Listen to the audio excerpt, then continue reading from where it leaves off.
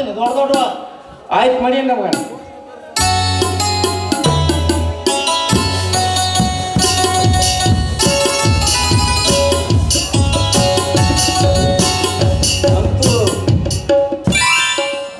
ಅಂತೂ ಈ ಊರಾಗ ಮಂಗ್ಯನ ಮಕ್ಕಳು ಮಂಗ್ಯನ ಮಕ್ಕಳು ಹಾಳಿ ಜಾಸ್ತಿ ಆಗ್ತೈತೆ ನೋಡಿ. ಮಂಗ್ಯ ನನ್ನ ಮಕ್ಕಳು ಅಂದ್ರೆ ಯಾರು ಮಾಡಿ ಅವನ ಸಿಗ್ಲಿ ರಾಜ ಕಿತ್ತೂರು ಅಂಕ ಮಡಿವಾಳಿ ಎತ್ರ ಇವ್ರದ ಹಾವ್ರಿ ಮತ್ತಾರು ಇಲ್ರ. ಹಿಂದ್ಕ ನನ್ನ ಶೇಷ ಒಂದ್ ಹೆಸರಿತ್ತು ಈ ಊರಾಗ ಗೊತ್ತೈತೇನ್ರಿ ನಿಮ್ಗೆ? ಗಂಡು ಪಾಳ್ಯ ಅಂತ ಬಿರುತ್ತವನು ಮಕ್ಕಳು ನಾವು. ಏನಾರಾಗಲ್ರಿ ನನ್ನ ಮಗಳು ಸಿಂಗಾರಿಗೆ ಕೊರಳಿ ತಾಯಿ ಕಟ್ಟಿಸಿ ಕೈ ಬಿಟ್ಟು ಬಿಡ್ತೀನಿ ಅವ್ರವ್ರು ಬಾಳೆ ಮಾಡಾಕ. ಆಮೇಲೆ ನನ್ನ ಮಗಳ್ರಿ ಸಿಂಗಾರಿ ನಿಮ್ಗೆ ಗೊತ್ತಿದ್ದೈತಿ. ಆಮೇಲೆ ಆಕಿ ಎತ್ತಿ ಕೊಡ್ತಾಳೆ, ಅವ ಬಂದು ಲೋಡ್ ಮಾಡ್ತಾಳೆ. ಎತ್ತಿ ಕೊಡ್ತಾಳೆ, ಅವ ಬಂದು ಲೋಡ್ ಮಾಡ್ತಾನ. ಯಪ್ಪ ಎತ್ತಿ ಕೊಡ್ತಾನಂತ ಏನ್ ಮಾಡಿರಿ? ತಪ್ಪು ತಿಳ್ಕೋಬೇಡಪ್ಪ. ನನ್ನ ಮಗಳು ಸಿಲಿಂಡರ್ ಎತ್ತಿ ಕೊಡ್ತಾಳ ಅಂತ ಹೇಳಕಂತ ಬಂದ್ಯ. ಅವ ಅದನ್ನಲ್ಲವ ನಿಮಗೆ ಗೊತ್ತಿದ್ದೈತಿ. ಅವ ಬಂದು ಲೋಡ್ ಮಾಡ್ತಾನಂತ ಹೇಳಕಂತ ಬಂದ್ಯ. ಯಪ್ಪ ಶಿವನೇ ಶಿಂಬುಲಿಂಗ ನೀನು ಬರ್ತೀನಿ ನೀನು ಬರ್ತೀನಿ ಶಿವನೇ ಚೇರ್ಬೇಕಿಲಿಂಗ.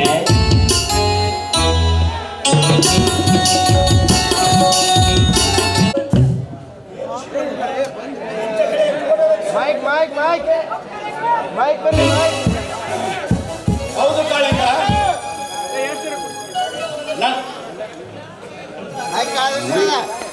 ಹೌದು ಕಾಳಿಂಗ, ನನ್ನ ತಂಗಿಯ ಮದುವೆ ಗದ್ದಲದಲ್ಲಿ ಬಿದ್ದು ನಾ ತೋಟಕ್ಕೆ ಹೋಗುವುದನ್ನೇ ಮರ್ತಿದ್ದೆ. ಅದಕ್ಕೆ ಸ್ವಲ್ಪ ತೋಟವನ್ನು ನೋಡಿಕೊಂಡು ಬರೋಣ ಅಂತ ಹೊರಟಿದ್ದೆ.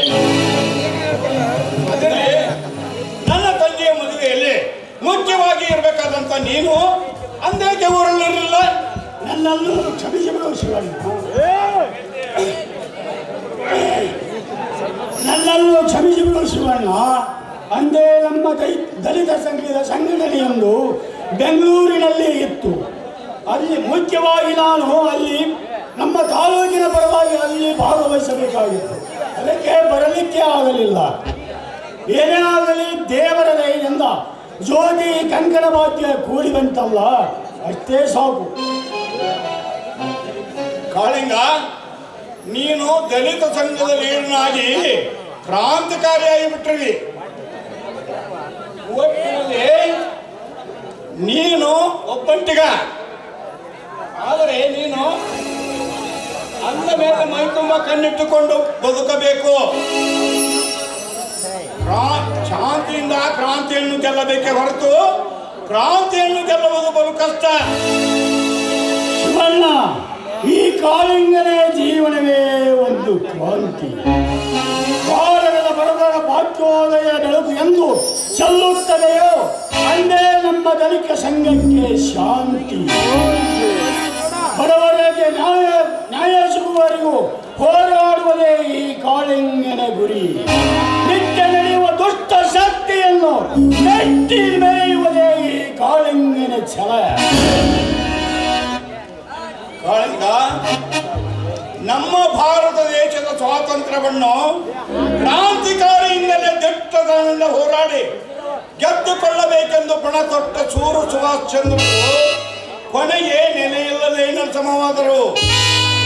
ಶಾಂತಿಯಿಂದ ಸ್ವಾತಂತ್ರ್ಯವನ್ನು ಪಡೆದುಕೊಂಡ ಮಹಾತ್ಮ ಗಾಂಧೀಜಿಯವರು ಇಂದಿಗೂ ಚಿರಮರವಾಗಿ ನೆಲೆಯೂರಿದ್ದಾರೆ ಭಾರತದ ಕಣ್ಣನ್ನು. ಶಾಂತಿಯಿಂದ ಸ್ವಾತಂತ್ರ್ಯವನ್ನು ಕಣ್ಣು ಕೊಟ್ಟ ಗಾಂಧೀಜಿಗೆ ಗುಂಡಿನೇಟನ ದುರ್ಮರಣವೇನು ಧರಿಸಿಸುವುದನ್ನ ವಿಶ್ವಾಸಹೀನ ಭಾರತ ಸ್ವಾರ್ಥಕತೆಯಲ್ಲಿ ತಲೆ ಎತ್ತಿ ನಿಂತಿದೆ. ಭಾರತದ ಮಹಾನಾಯಕರನ್ನೇ ಗುಂಡಿಕ್ಕಿಕೊಂಡು ವಿಶ್ವಾಸದ್ರೋಹಿಗಳು ವಾಸವಾದ ಮಹಾಭಾರತವಿದು. ಇಂಥ ನಾಡಿನಲ್ಲಿ ಎಂಥ ಸೂರರಿದ್ದೇವೇನೋ, ಎಂಥ ಹೀರರಿದ್ದೇವೆ.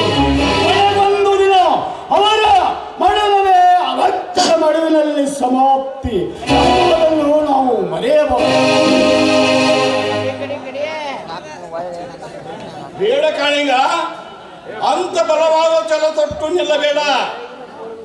ಬೆಟ್ಟ ಕರೆಯುವ ಶಕ್ತಿ ರಟ್ಟೆಯಲ್ಲಿಟ್ಟುಕೊಂಡು ಭಿಕ್ಷೆ ಬೇಡುವುದು ಮಾನವನ ಧರ್ಮವಲ್ಲ. ಅದಕ್ಕೆ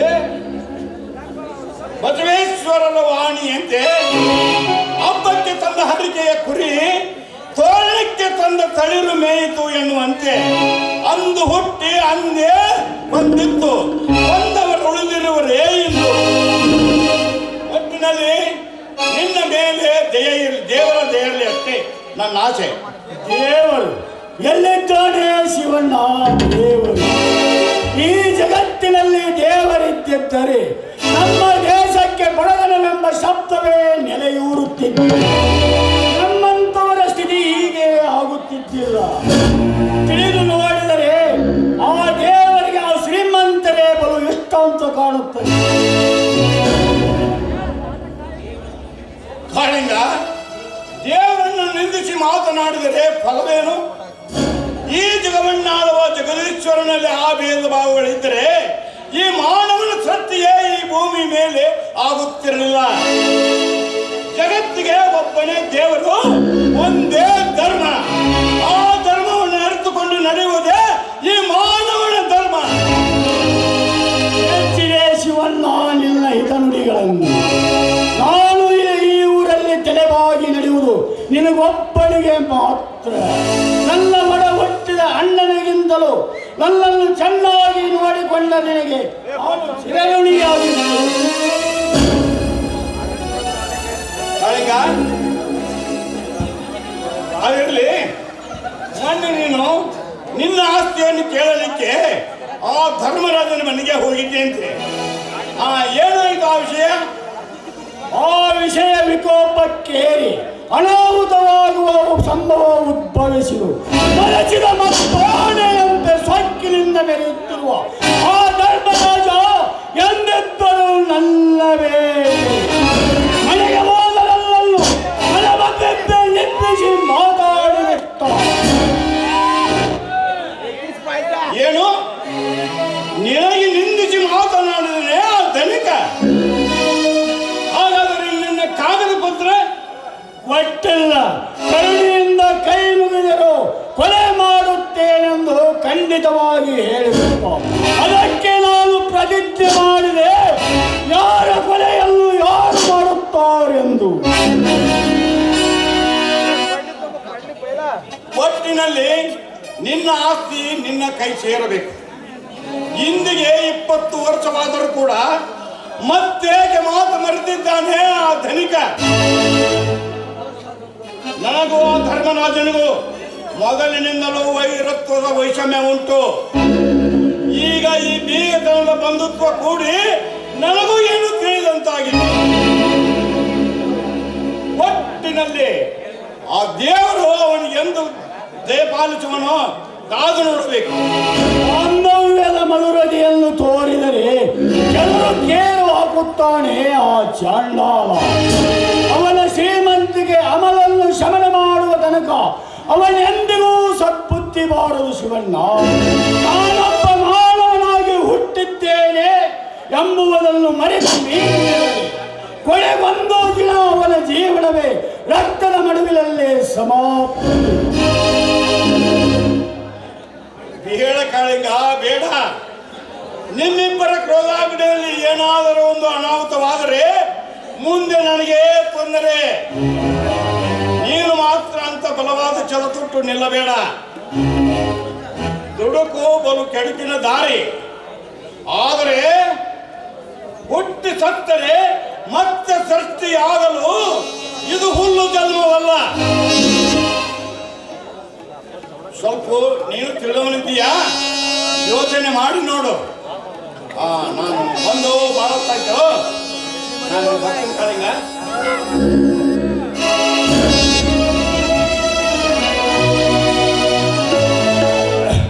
ಬಂಗಾರದಂತ ಗುಣವಂತ ಶಿವಣ್ಣ ಕಣ್ಣದಂತಿದ್ದ ಶ್ರೀಮಂತರಲ್ಲಿ ಬೀಗತನ ಮಾಡಿದನೆಂದರೆ ಮುಂದೆ ಆಗುವ ಅನಾಹುತಕ್ಕೆ ನಾಂದಿ ಹಾಡುವುದರಲ್ಲಿ ಸಂದೇಹವೇ ಇಲ್ಲ. ಇವರೆಲ್ಲರ ನಡುವೆ ಏನೋ ಅರಿಯದ ಮುತ್ತಿನ ಜ್ಯೋತಿ ಅವರ ಬಾಳಿನಲ್ಲಿ ಯಾರಾದರೂ ಬಿರಿದೋ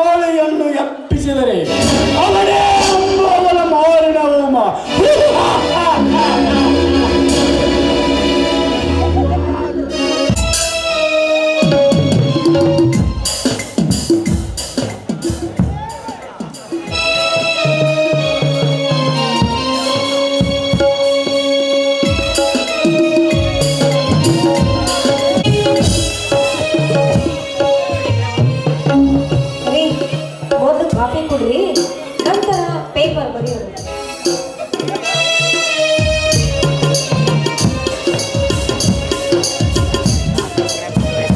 ಓಹೋ, ಬರೆಯುವ ಗದ್ದಲದಲ್ಲಿ ಕಾಫಿ ಕುಡಿಯುವ ಸಮಯವನ್ನೇ ಮರೆತಿದ್ದೆ ಜ್ಯೋತಿ.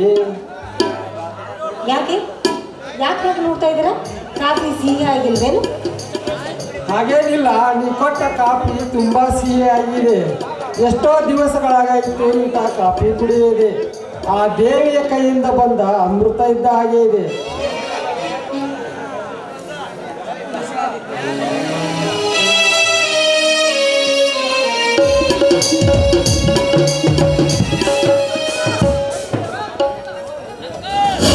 ನಮಸ್ಕಾರ ಧನಿಕರೇ. ಓ ವಿಕ್ರಮ್, ಬನ್ನಿ. ಏನು ಕೆಲಸ ಬಿತ್ತು? ಏನಿಲ್ಲ ಧನಿಕರೇ, ಈ ಫೈಲಿನಲ್ಲಿ ನಿಮ್ಮದೊಂದು ಚಿಕ್ಕ ಸಹಿ ಬೇಕಾಗಿತ್ತು. ಅದ್ಯಾವ ಕೆಲಸಕ್ಕಾಗಿ ಸಹಿ ಬೇಕಾಗಿತ್ತು ವಿಕ್ರಮ್? ದಾವಣಗೆರೆಯ ಕಾಟನ್ ಮಿಲ್ಲಿನಲ್ಲಿ ಖರೀದಿಸಿದ ನೂಲಿನ ಬಿಲ್ ಮಂಜೂರು ಮಾಡುವುದಿತ್ತು. ಆ ಖಾತೆ ಕೂಡ ಈಗ ನಿಮ್ಮ ಹೆಸರಿನಲ್ಲಿದೆ. ಓ ಹೌದೇನು? ಹಾಗಿದ್ದರೆ ತನ್ನಿ ಫೈಲು.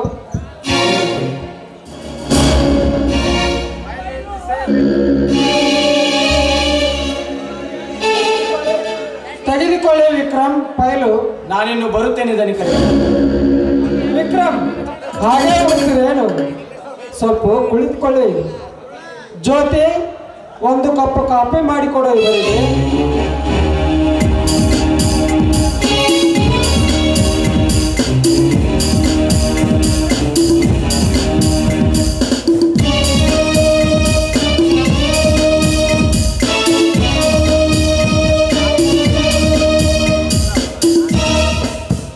ಧನಿಕರೇ, ಇಷ್ಟು ದಿನ ನಿಮ್ಮ ಮನೆಯಲ್ಲಿ ಆಳುಗಳ ಕೈಯಲ್ಲಿ ಮಾಡಿದ ಕಾಫಿ ಕುಡಿದು ಬಹಳ ಬೇಜಾರಾಗಿ ಬಿಟ್ಟಿತ್ತು.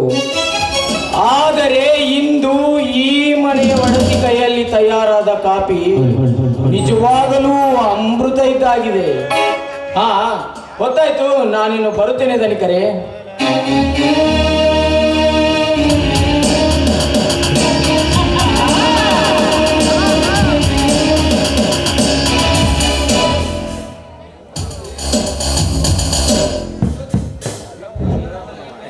ಏನೇ ಜ್ಯೋತಿ, ಹಾಗೆ ಮೈ ಮರೆತು ನಿಂತು ಬಿಟ್ರಿವಲ್ಲ.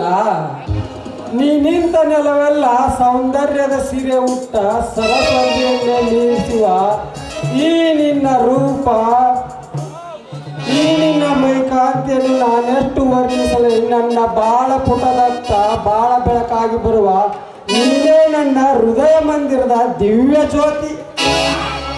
ಆಹಾ, ಸಾಕು ಸಾಕು ಈ ನಿಮ್ಮ ಸಾಹಿತ್ಯ ತುಂಬಿದ ಸಿಹಿ ಮಾತುಗಳು. ಕವಿಗಳು ಮಾತಿನಲ್ಲಿ ಸಾಹಿತ್ಯದಲ್ಲಿ ಒಂದು ಸುಂದರವಾದ ಪ್ರೇಮ ಮಂದಿರವನ್ನೇ ಕಟ್ತಾರಂತೆ. ನನಗನ್ಸುತ್ತೆ ನೀವು ಹಿಂದಿನ ಜನ್ಮದಲ್ಲಿ ಕವಿಗಳಾಗಿ ಹುಟ್ಟಿದ್ರು ಅಂತ ಅನ್ಸುತ್ತದೆ ಈ ನಿಮ್ಮ ಒಳ್ಳೆಯ ಮಾತು ಕೇಳಿದ್ರು. ಜ್ಯೋತಿ, ಬಾನಂಗಳದಲ್ಲಿ ಹಾರಾಡುವ ಹಕ್ಕಿಗಳು ಎಷ್ಟು ಚಂದ. ಹಾರಾಡುವ ಹಕ್ಕಿಯ ಹಿಂಡಿನಲ್ಲೊಂದು ಹಕ್ಕಿಯ ರೆಕ್ಕೆ ಕತ್ತರಿಸಿಕೊಂಡು ನೆಲಕ್ಕೆ ಬಿದ್ದಾಗ ಬಿದ್ದ ಹಕ್ಕಿಯ ನೋವೇನೆಂದು ಗೊತ್ತಾಗಬೇಕು ಹಾರಾಡುವ ಹಕ್ಕಿಗಳಿಗೆ. ಹಾಗೆ ಮಾನವನ ಜೀವನವೂ ಕೂಡ ಬಡತನ, ಸಿರಿತನ, ನ್ಯಾಯ, ನೀತಿ ಎಂದು ಅರಿತುಕೊಂಡು ನಡೆದಾಗಲೇ ಈ ಭೂಮಿಯ ಮೇಲೆ ಮಾನವನಾಗಿ ಹುಟ್ಟಿದ್ದಕ್ಕೂ ಸಾರ್ಥಕ. ಇಂದು ನನ್ನ ಜನ್ಮ ಸಾರ್ಥಕವಾಯಿತು ಸ್ವಾಮಿ. ನಿಮ್ಮಂತ ಪವಿತ್ರ ಪ್ರೇಮ ಮೂರ್ತಿಯನ್ನ ನನ್ನ ಪತಿಯನ್ನಾಗಿ ಪಡೆದದಕ್ಕೆ ಆ ದೇವರಲ್ಲಿ, ಆ ಪರಮಾತ್ಮನಲ್ಲಿ ಅನಂತ ಅನಂತ ಧನ್ಯವಾದಗಳು. ಈ ಕಲಿಯುಗದಲ್ಲಿ ಸಾಕಷ್ಟು ಯುವಕರು ವರದಕ್ಷಿಣೆ ಪ್ರವಾಹಕ್ಕೆ ಸಿಲುಕಿ ಹುಚ್ಚರಾಗಿ ಬಿಟ್ಟಿದ್ದಾರೆ. ಅವರಿಗೆಲ್ಲ ತಕ್ಕ ಪಾಠ ಕಲಿಸಬೇಕು ಅಂತ ನಮ್ಮಿಂದ ಒಂದು ಪೈಸಾ ವರದಕ್ಷಿಣೆ ತೆಗೆದುಕೊಳ್ಳಲಾರದೆ ನನ್ನನ್ನು ಸತಿ ಅಂತ ಸ್ವೀಕಾರ ಮಾಡಿದ್ದಕ್ಕೆ ನಿಮಗೆ ಧನ್ಯವಾದಗಳು ಸ್ವಾಮಿ, ಧನ್ಯವಾದ. ಜ್ಯೋತಿ, ಪ್ರೇಮ ಎಂಬ ಬೆಸುಗೆಯ ಮಧ್ಯೆ ಅದೆಂತ ಸಿಡಿಲೆದ್ದರೂ ಬಿಡದಾದು ತಿಳಿದುಕೊಂಡಿರುವ ಹಾಗೆ ಅಂತಸ್ತಿನ ವಿವೇಕತನ ನನಗಿಲ್ಲ ಜ್ಯೋತಿ. ಅಂತಸ್ತಿನಲ್ಲಿ ನೀನು ನಮಗಿಂತಲೂ ಕಡಿಮೆ ಇರಬಹುದು, ಆದರೆ ಈ ನಿನ್ನ ನೋಟ, ರೂಪ ಅವುಗಳಿಗೆ ಸಾಟಿ. ನನ್ನದೊಂದು ಮಾತು ಕೇಳು ಜ್ಯೋತಿ. ಸತಿಪತಿಗಳ ದಾಂಪತ್ಯ ಜೀವನ ಸಕ್ಕರೆಯಾಗಿ ಸಾಗಿ ಮೃತ್ಯುವಿನಲ್ಲಿ ಸಮಭಾಗಿಯಾದಾಗಲೇ ಆ ಹೆಣ್ಣಿಗೆ ಮಾಣಿಕ್ಯದ ಮಹತ್ವವೇನೆಂದು ಅರ್ಥವಾಗುತ್ತದೆ. ನಿಜ ಸ್ವಾಮಿ ನಿಮ್ಮ ಮಾತು. ಹೆಣ್ಣಿನ ಕೊಳ್ಳಿಗೆ ಮಾಂಗಲ್ಯ ತಾಳಿ ಬಿದ್ದ ಮಾತ್ರಕ್ಕೆ ಮದುವೆ ಆಯಿತು ಅಂತ ತಿಳಿದುಕೊಳ್ಳುವುದು ಶುದ್ಧ ತಪ್ಪು. ಸಂಸಾರ ಎಂಬ ದೋಣಿಯಲ್ಲಿ ಕುಳಿತಾಗ ಆ ಹೆಣ್ಣಿನಲ್ಲಿ ಎಷ್ಟೇ ಕಷ್ಟಗಳು ಬಂದರೂ ಆ ಪ್ರವಾಹಗಳನ್ನ ಈಜಿ ದಡ ಸೇರುತ್ತೇನೆಂಬ ದೃಢ ನಿರ್ಧಾರ ಆ ಹೆಣ್ಣಿನ ಮನದಲ್ಲಿ ಅಡಗಿರಬೇಕು. ಅಂದಾಗಲೇ ಆ ಹೆಣ್ಣಿಗೆ ಮುಕ್ತಿ. ಹೆಣ್ಣು ನಿತ್ಯ ಶಾಂತಿಯ ತವರ ಊರಾಗಿರಬೇಕು. ಅಂದಾಗ ಆ ಹೆಣ್ಣಿಗೆ ಆ ಸಂಸಾರದಲ್ಲಿ ಮುಕ್ತಿ ಸಿಗುವುದು ಸ್ವಾಮಿ. ನಮ್ಮ ದೇಶದ ರಾಷ್ಟ್ರಗೀತೆಯನ್ನು ಬರೆದಿಟ್ಟು ಹೋಗಿರುವ ರವೀಂದ್ರನಾಥ್ ಠಾಗೂರ್ ಅವರು ಸತ್ತು ಚಿರಶಾಂತಿ ಹೊಂದಿದರೂ ಕೂಡ ಅವರು ಬರೆದಿಟ್ಟು ಹೋಗಿರುವ ರಾಷ್ಟ್ರಗೀತೆ ಇಂದಿಗೂ ನಮ್ಮ ದೇಶದ ನಾಂದಿಯಾಗಿಯೇ ಸಾಗಿದೆ. ಹೌದು, ನಿತ್ಯ ನೀತಿ ಪಾಠ ಹೇಳೋರೆಲ್ಲ ನಮ್ಮ ಕಲಿಯುಗದಲ್ಲಿ ಅದನ್ನು ಬೆನ್ನೆಂದು ಬಿದ್ದು ಬಿಟ್ಟಿದ್ದಾರೆ. ನಿತ್ಯ ನೀತಿ ಹೇಳುವ ನೌಕರಿ ಮಾಡುವ ನರ ಪ್ರಾಣಿಗಳೆಲ್ಲ ಆ ಪ್ರವಾಹಕ್ಕೆ ವರದಕ್ಷಿಣೆ ಎಂಬ ಪೆಡಂಬೂತವನ್ನು ಬೆನ್ನತ್ತಿ ಬಿದ್ದಿದ್ದಾರೆ. ಅಂದಾಗ ಈ ನಮ್ಮ ಕಲಿಯುಗದಲ್ಲಿ ಈ ನಮ್ಮ ಜಗದಲ್ಲಿ ವರದಕ್ಷಿಣೆ ಎಂಬ ಆಹಾಕಾರ ತಲೆ ಎತ್ತಿ ನಿಂತು ಬಿಟ್ಟಿದೆ. ನಿತ್ಯ ನೀತಿ ತಪ್ಪಿ ಅಧರ್ಮದ ಹಾದಿಡಿದಿರುವ ಈ ಸಮಾಜವನ್ನು ತಿದ್ದಿ ಸತ್ಯದ ದಾರಿಯ ಕಡೆ ಕೊಂಡೊಯ್ಯಬೇಕೆಂಬ ನಮ್ಮ ಕವಿಗಳು ಎಷ್ಟೋ ಶ್ರಮ ಪಟ್ಟರು. ಅವರ ಪ್ರಯತ್ನಕ್ಕೆ ಫಲ ಸಿಗದಂತಾಗಿದೆ ಜ್ಯೋತಿ. ಇನ್ನು ಚಲವಂತ ಯುವಕರು ವರದಕ್ಷಿಣೆ ಎಂಬ ಕುಂಡಲದಲ್ಲಿ ಕಾಲ ಕಳೆದರೆ ಮುಂದೊಂದು ದಿನ ಸತ್ತ ಸೆವೆಯನ್ನಲ್ಲೂ ದಿಕ್ಕಿಲ್ಲದಂತಾಗುತ್ತದೆ. ಈ ಸಮಾಜದಲ್ಲಿ ವರದಕ್ಷಿಣೆ ಎಂಬುದು ಮಾನವನ ಪ್ರಾಣ ಎಂಬುದನ್ನು ಮರೆಯಬಾರದು ಈ ಸಮಾಜ.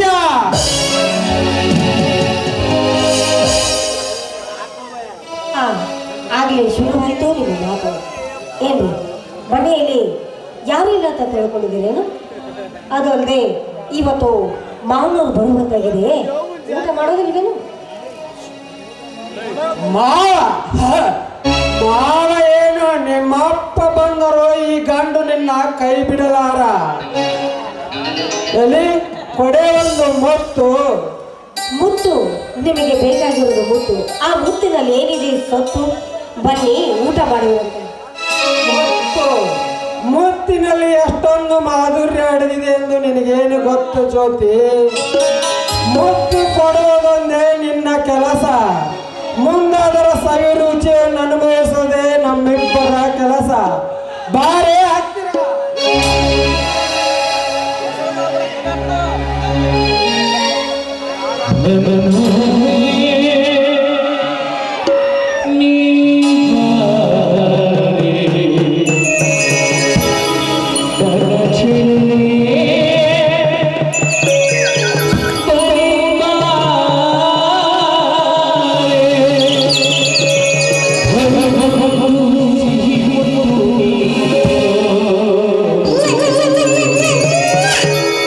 ಶ್ರೀಮಂತಿನ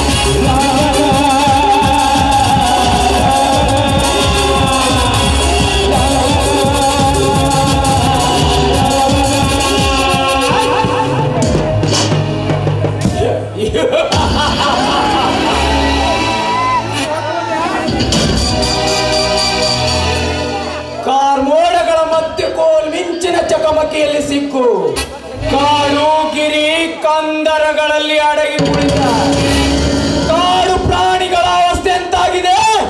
ಈ ಕಲಿಯುಗದ ಬಟ್ಟೆ ಹರಕು ಬಡ ಪಾಯಿಗಳ ಬಾಳು. ಅದು ನಿಜ. ಆದರೆ ಬಾಳಿನ ನಕ್ಷತ್ರ, ಹೊಳಪಿನ ಮೋಹಕ ಮಾಟಗಾರ್ತಿಯಾದ ಆ ಜ್ಯೋತಿಯನ್ನು ನನ್ನ ಹೃದಯ ಮಂದಿರದಲ್ಲಿ ಬಂಧಿಸಿ ಬಚ್ಚಿಟ್ಟುಕೊಳ್ಳಬೇಕೆಂಬ ಆಸೆ ಪಟ್ಟಿದ್ದೇನೆ. ಆದರೆ ಆ ಜ್ಯೋತಿ ನಾನು ದುಡಿಯುವ ಮನೆಯಲ್ಲಿ ಮನೆಯೊಡತಿಯಾಗಿ ಕಾಲಿಟ್ಟಿದ್ದಾಳೆ. ಬರಲಿ, ಸಮಯ ಸಾಧಿಸಿ ಬೀಸುವೆ ಅವಳ ಮೇಲೆ ನನ್ನ ಮೋಸದ ಬಲೆಯನ್ನು.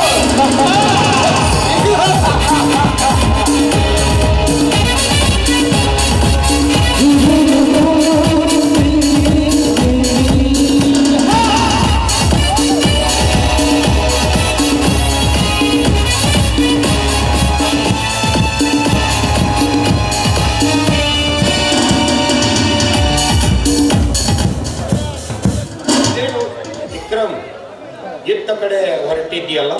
ಓ ನಮಸ್ಕಾರ. ಬನ್ನಿ ಧನಿಕರೇ, ನಿಮ್ಮನ್ನೇ ಭೇಟಿಯಾಗಲು ಹೊರಟಿದ್ದೆ. ಅನಿರೀಕ್ಷಿತವಾಗಿ ನೀವೇ ದರ್ಶನವಾಗಿರಲ್ಲ. ಅವಸರದ ಕೆಲಸವೇನಿತ್ತು? ಅದೇ ನಮ್ಮ ಫ್ಯಾಕ್ಟರಿಯ ವ್ಯವಹಾರ ಸರಿಯಾಗಿ ನಡೆಯುತ್ತಿಲ್ಲ. ಆ ಫ್ಯಾಕ್ಟರಿಯ ಸಂತೋಷದ ಸುದ್ದಿಯನ್ನೇ ತಿಳಿಸಲು ಬಂದಿದ್ದೆ ಧನಿಕರೇ. ಈ ವರ್ಷ ನಮ್ಮ ಕಂಪನಿಯಿಂದ ರಿಲೀಸ್ ಆದ ಕಾಟನ್ ನೂಲು ರಾಷ್ಟ್ರದಲ್ಲೇ ಪ್ರಥಮ ಸ್ಥಾನ ಪಡೆದಿದೆ. ಹಾಗೆ ಪ್ರಶಸ್ತಿಯನ್ನು ಪಡೆಯಲಿದೆ. ಇಷ್ಟೆಲ್ಲ ನಮ್ಮ ಕಂಪನಿಗೆ ಕೀರ್ತಿ ಲಭಿಸಬೇಕಾದ್ರೆ ನಿನ್ನ ಪಾತ್ರ ಸಾಧನೆಯ ಮುಖ್ಯ. ಅದರಲ್ಲಿ ನನ್ನ ವೈಯಕ್ತಿಕ ವಿಷಯವಾಗಿ ಒಂದು ಗಂಡಾಂತರ ಬಂದು ಒದಗಿದೆ. ಅದನ್ನ ಪರಿಹರಿಸುವ ಮಹಾಪುರುಷ ನೀನಾಗಬೇಕು. ಅದಕ್ಕೇನಂತೆ ಇದ್ದ ವಿಷಯವನ್ನು ಬಿಚ್ಚಿ ಹೇಳಿದನಿಕರೇ. ಈ ನಿಮ್ಮ ಕೈತುತ್ತಿನ ಅನ್ನವನ್ನುಂಡ ಈ ನನ್ನ ಜೀವ ಸದಾ ನಿಮ್ಮ ಬೆಂಗಾವಲು. ನಿಮ್ಮ ಪ್ರಾಣಕ್ಕೇನಾದರೂ ಅನಾಹುತ ಪ್ರಾರಬ್ಧವಾದಲ್ಲಿ ನನ್ನ ಪ್ರಾಣವನ್ನು ಪಣಕ್ಕಿಟ್ಟು ನಿಮ್ಮನ್ನು ಕಾಪಾಡುತ್ತೇನೆ.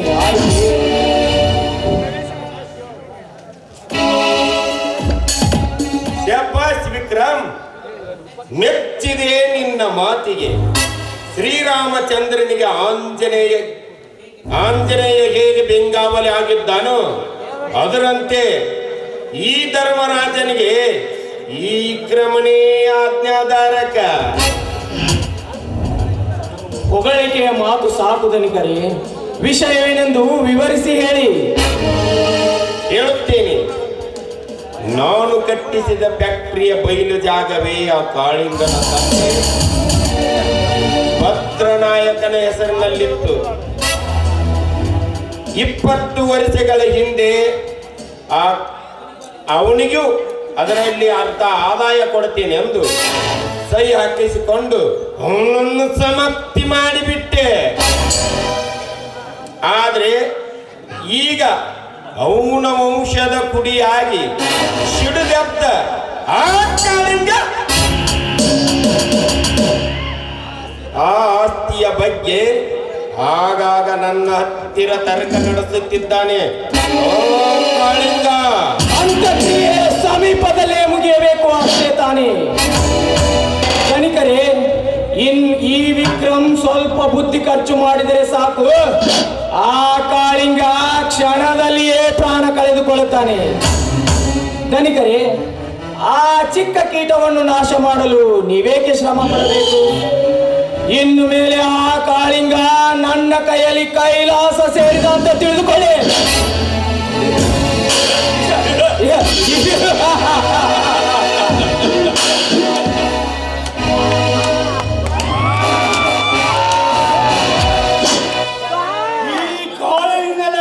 ಕೈಲಾಸಕ್ಕೆ ಸೇರಿಸುವ ಉಪಾಯ ಹೂಡಿರುವ ಕಳ್ಳ ಕುಂಡಿಗಳೇ, ಈ ಕಾಳಿಂಗನ ಮೈಯು ಹುಟ್ಟುವ ಗಂಡು ಇನ್ನೂ ಗೊತ್ತಿಲ್ಲ.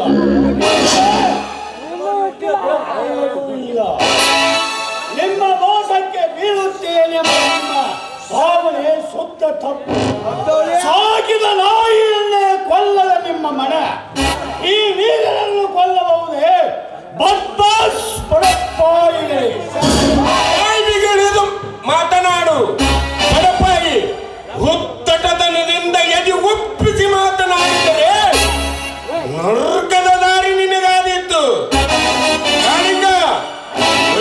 ಸಂಘದ ಮತ್ತಾಣಿ ಎಂದು ನೀವು ವರ್ತಿಸಿದರೆ ಅಂಕುಶನಾಗಬೇಕಾದೀತು. ಅಂಕುಶ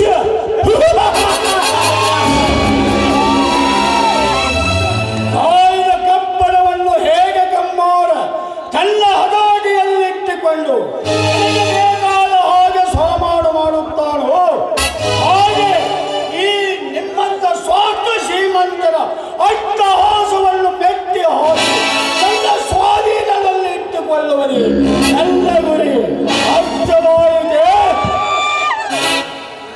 ಕರ್ತವ್ಯದ ಕಟ್ಟಡವನ್ನು ಕಟ್ಟುವ ಕಡುಪಾಪಿ ನಿನ್ನಂತೆ ಛಲ ತೊಟ್ಟು ಚಕ್ರಕೋಟೆಯನ್ನು ಪ್ರವೇಶಿಸಿದ ವೀರಾಭಿಮನ್ಯುವಿನ ಗತಿ ಏನಾಯ್ತು ಗೊತ್ತೇ? ಅಂತ ವೀರ ಶೂರರ ಸುತನಾದ ಅಭಿಮನ್ಯು ಸಾಯುವ ಮುನ್ನ ಹನಿ ನೀರಿಗೂ ದಿಕ್ಕಿಲ್ಲದೆ ಬಿಕ್ಕಿ ಬಿಕ್ಕಿ ಪ್ರಾಣ ಬಿಟ್ಟ. ಅದರಂತೆ ಕೊನೆಗೊಂದು ದಿನ ನಿನ್ನ ಸ್ಥಿತಿ 10 ಕಾಗೆಗಳಿಗೆ ಆಹಾರವಾಗುತ್ತದೆ ಎಂಬುದರಲ್ಲಿ ಸಂದೇಹವೇ ಇಲ್ಲ. ಸ್ವಾರ್ಥ ಶ್ರೀಮಂತ ಸೋತಿದ ಈ ಕಾಳಿಂಗನಿಗೆ ಮೃತ್ಯುವಿನಲ್ಲಿ ಹೋರಾಡುವ ಬೆದರಿಕೆಯ ಬಾಣವನ್ನು ಬಿಡುವೆಯ? ವೀರಕೇಸರಿಯಾಗಿ ಹೋರಾಡಿದ ಅಭಿಮನ್ಯು ಅಂಜಿ ಹಿಂಜರಿಯಲಿಲ್ಲ. ಅಂತ ವೀರನಿಗೆ ಕೌರವರು ಎಂತ ಹೇಯ ಕಾರ್ಯವನ್ನು ಮಾಡಿದರು ಗೊತ್ತೇ? ಅಭಿಮನ್ಯು ರಣರಂಗದಲ್ಲಿ ನಿಂತು ಹೋರಾಡಿದರೆ ಹೊರತು ಶಿಖಂಡಿಯಂತೆ ಸೈನಿಕರಿಗೆ ಹೆದರಿ ಹಿಂಜರಿಯಲಿಲ್ಲ. ಅರ್ಥವಾಯಿತೆ? ಅಂದರೆ ನೀನು ಆ ಅಭಿಮನ್ಯನಂತೆ ನಮ್ಮ ಚಕ್ರವನ್ನು ನುಗ್ಗಿ ಪ್ರಾಣ ಕಳೆದುಕೊಳ್ಳುವ ಮಹೋದಾಚವನ್ನು ಇಟ್ಟುಕೊಂಡು ಬಂದಂತೆ ಕಾಣುತ್ತದೆ ಅಲ್ಲವೇ? ಎಲ್ಲರ ವೇದಾಂತವನ್ನು ಹೇಳಿ ಒತ್ತಾಡಿ ಪ್ರಾಣ ಕಳೆದುಕೊಳ್ಳುವ ಪ್ರಯತ್ನ ಮಾಡಬೇಡ. ಸುಮ್ಮನೆ ಹೊರಟು ಹೋಗ ಇಲ್ಲಿಂದ. ನೀನು ಹೇಳಿದ ಹಾಗೆ ಸುಮ್ಮನೆ ಹೊರಟು ಹೋಗಲು ನೋಡು. ಇಲ್ಲಿ ಬಂದಿಲ್ಲ ನನಗೆ ನನ್ನ ಆಸ್ತಿಯ ಪತ್ರ ನನ್ನ ಕೈ ಸೇರಿದವರು ನನ್ನ ವೈರತ್ವದ ಕಟ್ಟೆ ಹರಿವರು. ಇದಕ್ಕೇನಾದರೂ ನೀನು ಮೀರಿ ನಡೆದರೆ ನಮ್ಮಿಬ್ಬರ ನಡುವೆ ಮತ್ತೆ ಹೋರಾಟದ ಅಂತ್ಯಕತೆ ನೆನಪಾಯಿತೆ. ಕಾಳಿಕ, ಆ ಆಸ್ತಿಯ ಬಗ್ಗೆ ನೀನು ಎಳ್ಳಷ್ಟು ಆಸೆ ಇಟ್ಟುಕೊಳ್ಳಬೇಡ. ನಾನು ನಿನಗೆ ನಿಷ್ಠೂರವಾಗಿ ಹೇಳ್ತೀನಿ, ಅದರ ಆಸೆ ಮರೆತು ಮುಂದಿನ ದಾರಿ ಕಂಡುಕೋ ಎಂದು. ಏನಂದೆ? ಮುಂದಿನ ದಾರಿಯನ್ನು ನಾನು ಕಂಡುಕೊಳ್ಳಬೇಕೆ? ನಿನಗೆಷ್ಟು ಈ ಧನಿಕರ ಮೇಲೆ ಸ್ವಾಭಿಮಾನವಿದೆಯೋ ಹಾಗೆ ನನ್ನ ಆಸ್ತಿಯ ಮೇಲೆ ನನಗೆ ಸ್ವಾಭಿಮಾನವಿದೆ. ನಮಗಿಂದ ಕೇಳಿದರೆ ಕೊಲೆ ಮಾಡುತ್ತೇನೆಂದು ಎದುರಿಸುತ್ತಿರುವ ಕಾಳಿಂಗ ಸರ್ಪಗಳೇ, ಆವಾಡಿಗರ ಆಟಕ್ಕೆ ಹಾವು ಹೇಗೆ ಆಟವಾಡುತ್ತದೆಯೋ ಹಾಗೆ ಈ ಕಾಳಿಂಗನ ಆಡಿಸುವ ಆಟ ಒಬ್ಬೆಯಂತೆ ಮಾಡಿಬಿಡುತ್ತೇನೆ. ಚಂದ ಕೊಚ್ಚಿದಾನಿಗೆ ಅಂಕುಶವೇ ಅಗತ್ಯವೆಂಬಂತೆ ಇಂದು ಅರ್ಥವಾಯಿತು ಕಾಳಿಂಗ. ಮದವೇರಿದ ನಿನ್ನ ಮಾದಾಸೆ ಮೃತ್ಯುವನ್ನು ಸಮೀಪಿಸಿಕೊಳ್ಳುತ್ತಿದೆ. ತಿಳಿಗೇಡಿತನದಿಂದ ನೀನಾಡುವ ಶಬ್ದ ಮಿತಿಯಲ್ಲಿರಲಿ ಮಗನೇ. ಇಲ್ಲವಾದರೆ ನಿನ್ನ ಕೈ ಕಾಲುಗಳನ್ನು ಕತ್ತರಿಸಿ ಪ್ರದರ್ಶನಕ್ಕಿಡಬೇಕಾಗುತ್ತದೆ. ಎಚ್ಚರ. ಎಚ್ಚರಿಕೆ ಕೊಡುವ ಕಟುಕ ಎಷ್ಟು ದಿನ ಈ ಜೀವ ಹೊತ್ತು ಬದುಕಿದ್ದೇಗೆ ಗೊತ್ತೇ? ನಿಮ್ಮಂತ ವಿಶ್ವಾಸ ದ್ರೋಹಿಗಳ ಋಣ ಚಂಡಾಡುವ ಅಂಗಳದಿಂದ ನೀನು ಹೇಳಿದ ಹಾಗೆ ಆ ಮೃತ್ಯು ಯಾರನ್ನು ಯಾರು ದಾರಿಗೆ ಕಳಿಸುತ್ತದೆ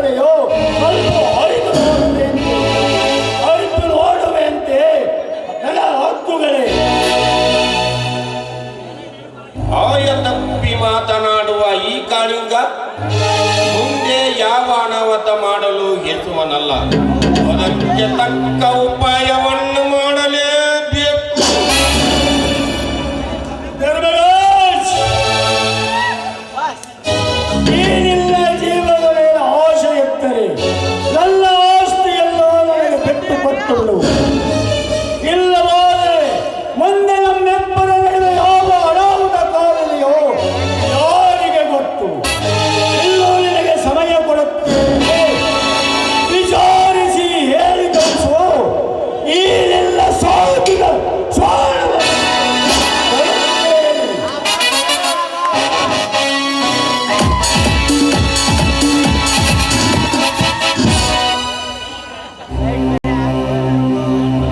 ವಿಕ್ರಮ್, ಈ ಕಾಳಿಂಗ ಸಾಮಾನ್ಯನಲ್ಲ. ನಾವು ಸುಮ್ಮನೆ ಕುಳಿತರೆ ಮುಂದೆ ನಮ್ಮ ಪ್ರಾಣಕ್ಕೆ ಆಪತ್ತು ತರುವ ಮಹಾಪಾಪಿಯಾಗುತ್ತಾನೆ. ಅದಕ್ಕೆ ಮುಂಚೆ ಏನಾದರೂ ಒಂದು ಉಪಾಯ ಹೂಡಿ ಅವನ ಕೃತಿಯನ್ನೇ ಮುಗಿಸುವ ತಂತು ಹುಡುಕಬೇಕು. ಹೌದು, ಇದಕ್ಕೆ ತಕ್ಕ ಉಪಾಯವೆಂದರೆ ಒಂದೇ ಒಂದು ದಾರಿ ಇದೆ. ಏಕೂ ತಿಂಗಳಿಗೊಮ್ಮೆ ದಲಿತ ಸಂಘದ ಸಂಘಟನೆ ಬೆಂಗಳೂರಿನಲ್ಲಿ ನಡೆಯುತ್ತದೆ. ಆ ಸಂಘಟನೆಯಲ್ಲಿ ಈ ಕಾಳಿಂಗನೇ ಮುಂದಾಳತ್ವ ವಹಿಸಿರುತ್ತಾನೆ. ಹಾಗಿದ್ದಾಗ ನಾವಿಬ್ಬರು ದೂರದಿಂದ ಎಲ್ಲಿಯಾದರೂ ಮರೆಯಲ್ಲಿ ನಿಂತು ಗುಂಡಿನ ಗುರಿ ಇಟ್ಟರೆ ಆ ಕಾಳಿಂಗನ ಪ್ರಾಣ ಪಕ್ಷಿ ಬಿಕ್ಕಿ ಬಿಕ್ಕಿ ಸತ್ತಾಗ ಆ ಅಪವಾದ ಆ ಸಂಘಕ್ಕೆ ಇರುತ್ತದೆ ಹೊರತಾಗಿ ನಮ್ಮ ಮೇಲಲ್ಲ. ಹೇಗಿದೆ ಧನಿಕರೇ ನನ್ನ ಪ್ಲಾನ್? ಅದು ನಿಜ ವಿಕ್ರಮ್. ಆ ದಲಿತ ಸಂಘದವರು ಬಲು ಚಾಣಕ್ಯರು, ಮೈ ತುಂಬ ಕಣ್ಣಿಟ್ಟುಕೊಂಡು ಎತ್ತರದಿಂದಿರುವರು. ಏನಾದರೂ ಆಗಿ ಅವರ ಕೈಗೆ ನಾವು ಸಿಕ್ಕು ಬಿದ್ದರೆ ನಮ್ಮ ಪ್ರಾಣಕ್ಕೆ ಆಪತ್ತು. ಅದಕ್ಕೂ ಮುಂಚೆ ಏನಾದರೂ ಒಂದು ಉಪಾಯ ಮಾಡಿ ಕಾಳಿಂಗನ ಕಥೆಯನ್ನೇ ಮುಗಿಸುವ ಸಂತು ಹುಡುಕಬೇಕು.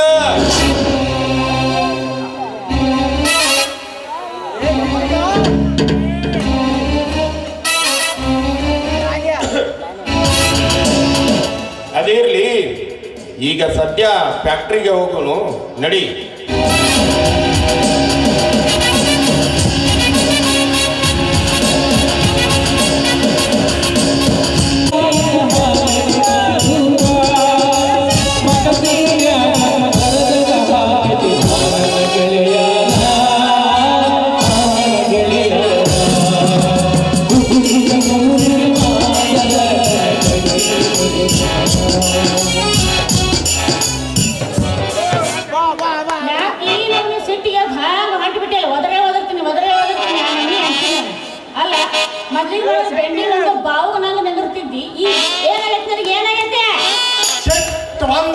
ನೀರಿಲ್ದ ಬಾಳ ಬೆಳವಣಿಗೆ ಅಲ್ಲ. ಮನುಷ್ಯ ಮಾತು ಕೊಟ್ಟಿಂದ ಮನಸ್ಸು ಒಂದೇ ಇರಬೇಕು, ಮಾತು ಒಂದೇ ಇರಬೇಕು. ನಿನಗೆ ಮನಸ್ಸು ಗೊತ್ತಿಲ್ಲ, ಮನನೂ ಗೊತ್ತಿಲ್ಲ. ನಾನೇನು ಮಾಡೋದಂತ ಏನೊಮ್ಮೆ ಹೇಳೋದಕ್ಕೆ ನಾನು ಹೆಣ್ಮಗಳಾಗನೆ, ನನಗೂ ಗೊತ್ತೈತಿ ನಾನು ಮರ್ಯಾದೇನು ನಿನಗಿಂತ ಚೆನ್ನಾಗಿ ಗೊತ್ತೈತಿ. ನಿನಗ ಮಾನ ಮರ್ಯಾದೆ ಗೊತ್ತಿದ್ದಿದ್ರ ನನ್ನ ಪ್ರೀತಿಸಿ ನಡು ರಸ್ತೆದಾಗ ನಂಜುನೂರು ಕೊಟ್ಟಾಗ ಅಪ್ಪನ ನೀನ್ ಯಾಕೆ ನಿಲ್ತಿದ್ದಿ? ನಿಮ್ಮಪ್ಪ ಎಲ್ಲ ಪಕ್ಕ ನನಗ ನಿನ್ ಸುದ್ದಿ ಹೇಳ್ಯಾನ. ಅಲ್ಲ ನನಗ ಹೊಲಿಸ್ ಕುಂಟು ಕೊಬ್ಬರಿಗೆ ಹೋಲಿಸ್ತಿ ಅಲ್ಲ, ನಿನ್ನ ಮನಸ್ಸಲ್ಲಿ ಹೋಗ್ತೈತನ ಅವನು ನಂದು ಜೋಡಿಯರ ಆಗುತ್ತಾನ. ನೀನೇ ಹೇಳ. ವಾರ್ಯವ್ವ ಬೆರಕಿ ಹೆಣ್ಣ ಅನ್ಬೇಕು ನೋಡಿ ಈಕಿಗೆ. ಅಲ್ಲ ಸಿಗಲ್ಲ ನನಗ ಅನಶನ್ ಗುಳಿಗೆ ನುಗ್ಸಕ್ ಬಂದಿ ಏನ್ ನೀನು? ಅಲ್ಲ ಕರೆ ಹೇಳ. ನಿನ್ನೆ ಆ ನಂಜುನು ಪುಟ ರಸ್ತಾದಾಗ ನಿಂತ್ಕೊಂಡು ಏನ್ ಮಾಡಕಂತಿದ್ದಿ? ಯಾಕಂದ್ರೆ ನಿಮ್ಮ ಅಪ್ಪ ಎಲ್ಲ ಸುದ್ದಿ ನನಗೆ ಹೇಳ್ಯಾನ. ನಮ್ಮ ಅಪ್ಪಂದು ತಲೆ ಕ್ಯಾಟ ಬಿಡತಿತ್ಲಾಗ ನಿನಗೇನು ಗೊತ್ತೈತಿ? ಅದರ ಮಾತು ಕೇಳಿಲ್ಲ. ಹೋಗಿ ನೀನು ಈಗ ನಾ ಹೇಳ್ತೀನಿ ಕೇಳ. ಏನು ಹೇಳ? ಏನಿಲ್ಲ, ಅವ ನಂಜುಂಡ ಬಂದಲ್ಲ ಬಹಳ ದಿಮಾಕ್ ಮಾಡಕತ್ತಿದ್ದ. ಬಂದು ಏನಿಲ್ಲ, ಒಂದು ಬೋರ್ಮಳ ಸರ ತರ್ತಾನ, ತೋರಿಸ್ತಾನ ಕಿಸದಾಗಿಟ್ಕೊಂತಾನ, ಅದಕ್ಕೆ ಹೆಂಗರ ಮಾಡಿ ಅದನ್ನ ಹೊಡ್ಕೋಬೇಕಂತ ಒನಕ್ ಒಯ್ಯಾರ ಮಾಡಿ ಕಸ ಮಾಡಿ ಕಿಸರ ಮಾಡಿ ಕಳಿಸ್ಬಿಟ್ರು. ಅಂತೂ ಆ ಮಗಂದು ಹೊಡ್ಕೊಂಡು ಬಂದಂಗ ಅಂತ ಯಾಕೆ? ಅಲ್ಲ ಕಂಡರ ಸಾಮಾನಕ್ಕ ಆಸೆ ಬಿದ್ರ ನಿನ್ನ ಗತಿ ಏನಾಗತ್ತ? ಮಂಗ್ಯಾನ ಕಳ್ಕೊಂಡು ಬರೀ ಹಾಕಿದೆ. ಏ ಅಂತ ಮಳ್ಳೋಡಿಗೆಲ್ಲ ತಿಳ್ಕೊ. ನಾನು ಏನೇ ಇದ್ರು ಮುಂದಿನ ದಾರಿ ತಿಳ್ಕೊಂಡು ನೀನು ಪ್ರೀತಿ ಮಾಡೇನಿ, ಗೊತ್ತಿಲ್ಲ? ಮುಂದೆ ಪ್ರೀತಿ ಮಾಡಿದಂಗ ಅಲ್ಲ ನನ್ನ ಏನ್ ಮಾಡಿದಿ? ಯಾವಾಗ ನಾನು ಪ್ರೀತಿ ಮಾಡಿದ್ರ ನೀನ್ ಯಾಕೆ ಹಿಂಗ್ ಇದು ಮಾಡ್ತಿದ್ದಿ? ನೋಡ, ನೀನು ನಾನು ಪ್ರೀತಿ ಮಾಡ್ಬೇಕಂದ್ರ ಯಾಕೆ ಪ್ರೀತಿ ಮಾಡಿ ಕರೆ ನಾನು ನಿಮ್ ಜೊತೆ ಮದುವೆ ಆಗ್ಬೇಕಂತೀನಿ. ಆಗ ನಮ್ಮ ಪ್ರೀತಿ ಆಗಿ ಕಾಡಕತ್ತನಲ್ಲ ನಾಟ ನಡಬರಕ, ಅದಕ್ಕೆ ನೋಡ್ದ ಸುಮ್ಮನೆ ಕುಂತು ಬಿಟ್ಟೆ. ನೋಡ, ನಿಮ್ಮ ಅಪ್ಪಗ ಒಂದು ಪ್ಲಾನ್ ಐತಿ. ಆ ಪ್ಲಾನ್ ಮಾಡ್ತೀನಿ ನೋಡು. ಯಾವ ಪ್ಲಾನ್ ಹೇಳು? ದ್ವಾರಕೇಶ್ವರಕ್ಕಿಂತ ಬರೀ ಪ್ಲಾನ್ ಮಾಡ್ತೀನಿ. ನೀನೇ ಹೇಳ್ಬಿಡು. ಹೇಳು ಮಟ ಕೇಳು ಒಟ್ಟು. ನೋಡು, ನಾನು ಕಿಸೆದಾಗ 50 ರೂಪಾಯಿ ಐತಿ. 50 ರೂಪಾಯಿ ಕೊಟ್ಟು ಟಿಕ್ 20 ಪುಡಿ ತಂದು ಕೊಟ್ಟು ಬಿಡ್ತೀನಿ. ಅದನ್ನ ನೀ ತಗೊಂಡೋಗಿ ನಮ್ಮ ಅಪ್ಪಗೆ ಹಾಕಿ ಸಾಯ್ಬಾರ್ದು. ಅಷ್ಟು ಸುಲಭ ಆಕೈತಿ ಅದು. ಸ್ವಲ್ಪ ನಾ ಹೇಳೋ ಮಟ ಕೇಳ. ಹೆಂಗು ನಿಮ್ಮಪ್ಪ ಮುಂಜಾನೆ ಎದ್ದು ಬೆಟ್ಟ ಕಸಿ ಕುಡಿತಾನ, ಆ ಕಾಪ್ಯಾಗ ಈ ಪುಡಿ ಹಾಕಿಬಿಡು. ಹೆಂಗು ನಿಮ್ಮಪ್ಪ ಆಗ ಅದನ್ನು ಕುಡಿದು ಶೆಟದು ಹೋಗ್ತಾನ. ನೀನು ನಿಂತ್ಕೊಂಡು ಎರಡು ಕೈಲೆ ಲಾಭ ಲಾಭ ಲಾಭ ಲಾಭ ಲಾಭ ಹೊಯ್ಕೊಂಡ್ಬಿಡು. ಅಲ್ಲ, ನಮ್ಮಿಬ್ಬರು ಸುಖಕ್ಕೆ ಪಾಪ ಹಡಕ್ ತಂದಿನ ಕೊಲ್ಲ ಪಾಪ ಹತ್ತಂಗಿಲ್ಲ ನನಗೆ. ನಿಮ್ಮಪ್ಪ ಸತ್ತಿದ್ದು ಅಂತ 10 ಪಾಪ ಹತ್ಲೇವ ನನಗ. ಒಟ್ಟಿದ ವಾರದಾಗ ನಿಮ್ಮ ಅಪ್ಪನ ಹೆಣ ಹೊರಕ 4 ಮಂದಿ ರೆಡಿ ಆಗ್ಬೇಕು ನೋಡು.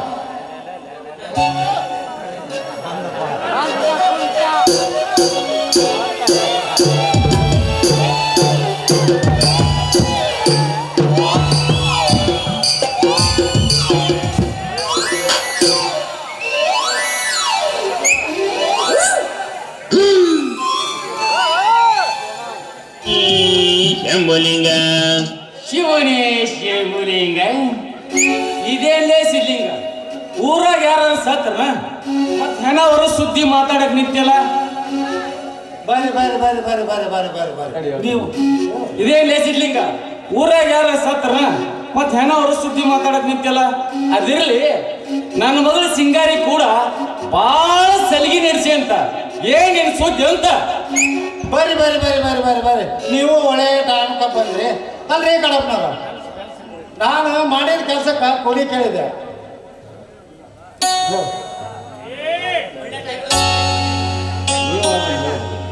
ಅದು ಒಳ್ಳೆ ಟೈಮ್ಗೆ ಬಂದ್ರಿ ಬರ್ರಿ. ಅಲ್ರಿ ನಾನೇ ಇದ್ರಾಗ ನಂದೇನೂ ತಪ್ಪಿಲ್ರಿ. ನಾ ಮಾಡಿದ ಕೆಲಸಕ್ಕೆ ಕೂಲಿ ಕೊಡು ಅಂತ ನಿಮ್ಮ ಮಗಳ ಕೇಳಿದೆ. ಅದಕ್ಕೆ ಏನಂತ ಗೊತ್ತಂದ್ರಿ ನಿಮ್ಮ ಮಗಳು? ನಮ್ಮ ತಲೆ ಏನೈತಿ, ನಮ್ಮ ಅಪ್ಪನ ತಲೆ ಮೇಲೆ ಐತಿ ಅಲ್ಲ. ನಮ್ಮ ಆತ ಹೇಳಿದ್ರ ನಾ ಕೊಡ್ತೀನಿ ಅಂತ ಹೇಳ್ತಾಳ ನೋಡ್ರಿ. ಲೇ ಅರ್ಥ ಸುಳಿ ಮಗನ, ಏನು ವಿಷಯ ಪಕ್ಕ ಪಿಚ್ ಐತಿ?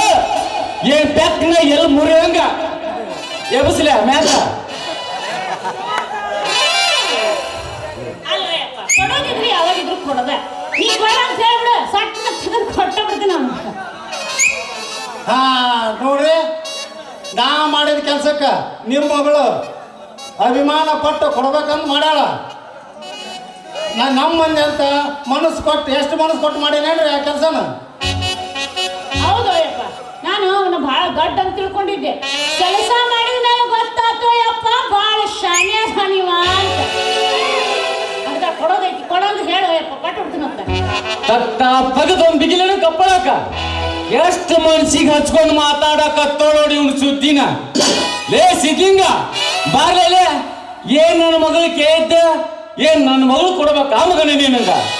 ಏನಾದ್ರು ಹೇಳ್ತೀರ ಬಡ್ಗಿ ತಗೊಂಡ ಎಬಸ್ಲ. ನಿಮ್ಮ ಮಗಳ ತಾಗ ಏನೈತ್ರಿ ನಾ ಬಿಡೋದು? ನಾ ಮಾಡಿದ ಕೆಲ್ಸಕ್ಕೆ ಕೂಲಿ ಕೊಡ್ರಿ ಅಂತ ಕೇಳಿದೆ. ನಮ್ಮ ಮಂದಿ ಅಂತ ಭಾಳ ಕಮ್ಮಿ ರೇಟಿ ಮಾಡೀನಿ. ಹೌದು ಅಯ್ಯಪ್ಪ ಯಪ್ಪ ಯಪ್ಪ ತಡಿ ನೋಡು, ಬಂಗಾರದು ಟೀಕಿ ಬೋರ್ಮಳ ಸರ ಮಾಡ್ಸಕ್ ಕೊಟ್ಟಿದ್ದಿಲ್ಲ, ಅದನ್ನೆಲ್ಲ ಮಾಡ್ಯಾನ. ಅದಕ್ಕೆ ಕೂಲಿ ಕೇಳಕ್ ಹತ್ಯಾನ. ಅಬಾ ಇಷ್ಟೊತ್ತಿನ ತನಕ ನನ್ನ ಇಬ್ರು ಕೂಡಿ ವೈಕುಂಠ ಕಳ್ಸಿದ್ರಿ ನೋಡಿ ನೀವು. ಅಲ್ಲೇ ಸಿದ್ಲಿಂಗ ಕೂಲಿ ಕೇಳಕ್ ಸಹಿತ ನಿಂತಿಂತ ಪಾಯಿಂಟ್ ಮಗನ ನೀನು. ಹೌದು, ಎಷ್ಟಾಗೈತಪ್ಪ ಮಗನ ನೀನು ಕೂಲಿ? ಭಾಳ ಏನೂ ಆಗಿಲ್ರಿ. ₹180 ಒಂದು ಕೂಲ್ ಪವರ್ಗೆ ಆಗುವಷ್ಟು ಅಷ್ಟಾಗೈತೆ ನೋಡ್ರಿ. ಅದ್ರಾಗ ಏನೈತೆ ಮಗನ ನೀನು ಬಿಡವು 100 ರಂಕಿನ ದಾಟಿ ಕೇಳಿ ಅಂದ ಮೇಲೆ ಇರ್ಲಿ, ನನ್ನ ಹತ್ರ ಚೇಂಜ್ ಇಲ್ಲ. 2,000 ರೂಪಾಯಿ ನೋಟ್ ಅದಾವ. ಚೇಂಜ್ ಆದ್ಮೇಲೆ ಕೊಟ್ಟು ಕಳಿಸ್ತೀನಿ ನನ್ನ ಮಗಳು ಸಿಂಗಾರಿ ಕೈಯಾಗ. ಕೊಟ್ಟು ಕಳಿಸ್ತೀನಿ ನನ್ನ ಸ್ವಾಮಾನನ. ಅಷ್ಟು ಮಾಡ್ರಿ ಕಡಪ್ನ. ನಮ್ಮ ಕೂಲಿ ಮುಟ್ಟಿಂದ ಕೊಟ್ಟು ಕಳಿಸ್ತೀವಿ ನಿಮ್ಮ ಸಾಮಾನ. ಆತ ಅಷ್ಟ್ ಮಾಡುದ್ರಾಗ ನನಗೂ 3 ದಿವಸ ಆತಿ. ಹೊಟ್ಟಿ ಸಣ್ಣಗ ಮುಳ್ಳು ಹಿಡಿದ ಆ ನಂಜುನ ಹತ್ರ ಹೋಗಿ ಒಂದು ಗುಳಿಗೆ ತಗೊಂಡು ಬರ್ತೀನಿ. ಯವ್ವ ಮಗಳ ಸಿಂಗಾರಿ, ನಿಮ್ಮ ಮಗನಿನ ಸೀದಾ ಮನೆಗೆ ನಡಿಯ. ಮತ್ತೇನಾರ ಗ್ಯಾಸ್ ಖಾಲಿ ಆತಂತ ಹೋದಂದ್ರೆ ಐತಿ ನಿನಗ. ನಾನು ಬರ್ತೀನಿ.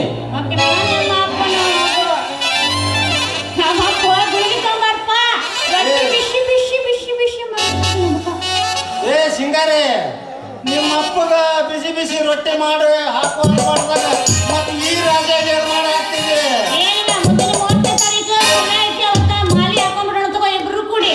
ಹೌದಾ?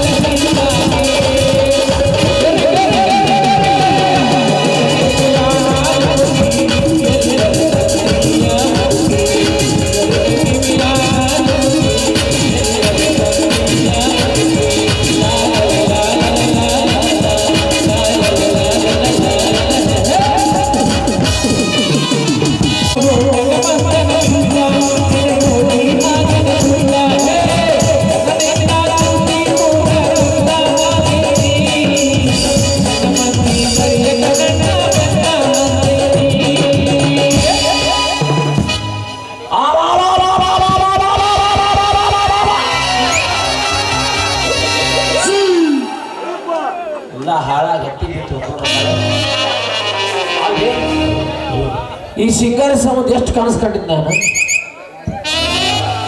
ಈ ಸಿದ್ಧಿಗೆ ನೋಡಿ ತಿರ್ಗಾಡಕ್ಕೆ ಹತ್ಬಿಟ್ಟು ತಗೊಂಡು ಇತ್ತಾಗ ನನ್ನ ಬಂಗಾರನೂ ಹೋತ್ರಿ, ಹಣನೂ ಹೋತು, ಗುಣನೂ ಹೋತು, ಎಲ್ಲ ಯಾಕೊಂಡು ಹೋದ್ ಬಳೆ ನಮ್ಮದು.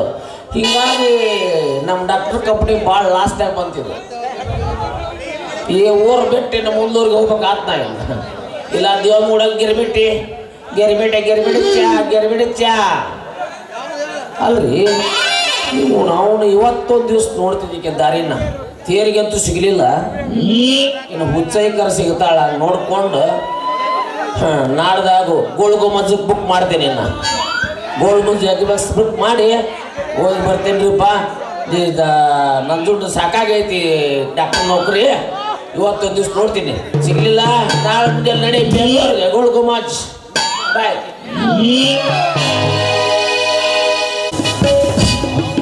ಇವತ್ತು ನನ್ನ ಸೇಡಿ ಸಾಧಿಸಲು ಒಂದು ಒಳ್ಳೆಯ ಸಮಯವೇ ಸಿಕ್ಕಿದೆ. ನನ್ನ ಗಂಡ ಹೇಗೂ ಪೇಟೆಗೆ ಹೋಗಿದ್ದಾರೆ. ನನ್ನ ಮಾವ ಶಿವಣ್ಣ ಒಳಗೆ ಊಟಕ್ಕೆ ಕೂತಿದ್ದಾನೆ. ನನ್ನ ಗಂಡ ಪೇಟೆಯಿಂದ ಬರುವಷ್ಟರಲ್ಲಿ ಕುಟಿಲ ನಾಟಕವನ್ನು ಏರ್ಪಡಿಸಿ ಶಿವಣ್ಣ ಮಾವನನ್ನು ಬಲಾತ್ಕಾರ ಮಾಡಲು ಬಂದಿದ್ದ ಅಂತ ಅಪವಾದ ಹುಟ್ಟಿಸಿ ಎಬ್ಬಿಸಿವೆ ಅಣ್ಣ ತಮ್ಮಂದಿರ ಮಧ್ಯೆ ಕಲಹದ ಬೆಂಕಿಯನ್ನು.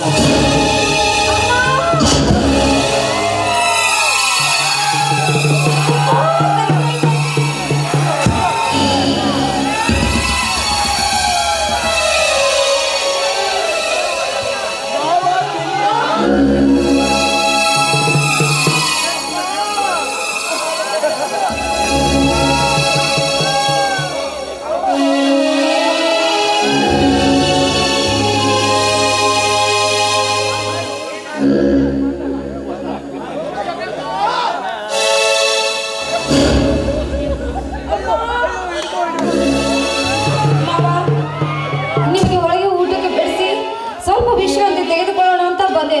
ಅಷ್ಟರಲ್ಲೇ ತಲೆಯಲ್ಲಿ ಗುಂಡು ಹೊಡೆದಂತಾಯ್ತು ಮಾವ. ತಲೆನೋವು ತಡೆಸ್ಕೊಳಕ್ಕಾಗ್ತಾ ಇಲ್ಲ ಮಾವ.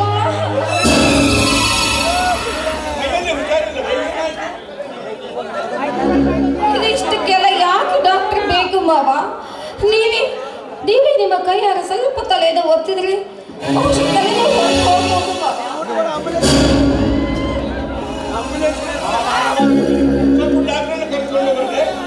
ಸ್ವಲ್ಪ ಶಾಂತವಾಗಿ ನೀವು ರೆಸ್ಟ್ ತಗೊಂಡ್ರೆ ಆರಾಮಾಗ್ಬೋದು. ಹೇಳ್ತಾ ಇದ್ದೀನಿ ಮಾವ, ಸ್ವಲ್ಪ ತಲೆನೋವು ತಲೆ ಒತ್ತಿದ್ರೆ ಹೋಗ್ಬಿಡುತ್ತೆ. ಇಷ್ಟಕ್ಕೆಲ್ಲ ಡಾಕ್ಟರ್ ಬೇಡ ಅಂತ ಅವಾಗಿನಿಂದ ಹೇಳ್ತಾನೆ ಇದ್ದೀನಿ ಮಾವ. ನೀವೇ ಸ್ವಲ್ಪ ತಲೆ ಒತ್ತಿ ಬಿಡಿ.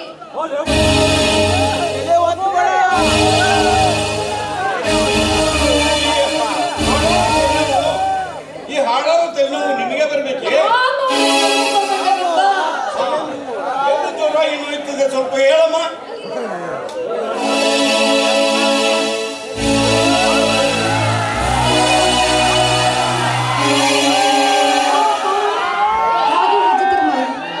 ನನ್ನ ತಲೆನೋವಿನ ಜೊತೆ ನನ್ನ ಕಾಮದಾಹವೂ ಮಾನ್ಯವಾಗುತ್ತದೆ.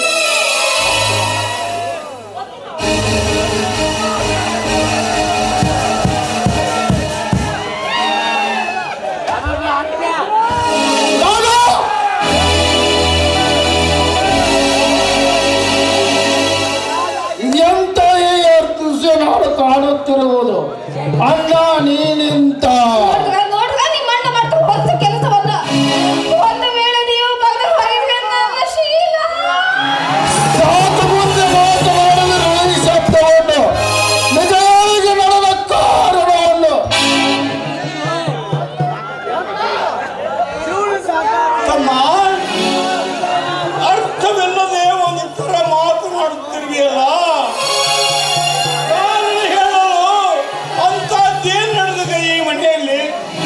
ನೋಡಲಾರದ ದೃಶ್ಯವನ್ನೇ ನನ್ನ ಕಣ್ಣಾರ ಕಂಡ ಮೇಲೆ ಮತ್ತೇನು ಬೇಕು ಸಾಕ್ಷಿ?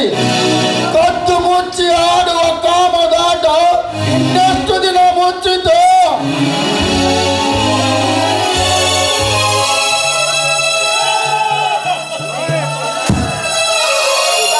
ನಿಜ, ನೀವು ಇಲ್ಲದಾಗ ಆಗಾಗ ನಿಮ್ಮ ಅಣ್ಣ ನನ್ನ ಪೀಡಿಸ್ತಾನೆ ಇದ್ರು. ಆದ್ರೆ ನಾನೇ ಹೇಗೆ ಈ ವಿಷಯ ನಿಮ್ಮ ಮುಂದೆ ಹೇಳಿ ಅಣ್ಣ ತಮ್ಮದ್ರಿಗೆ ಜಗಳ ಹಚ್ಚೋದು ಬೇಡ ಅಂತ ಸುಮ್ಮನೆ ಇದ್ದೆ. ಆದ್ರೆ ಇವತ್ತು ಮಾತ್ರ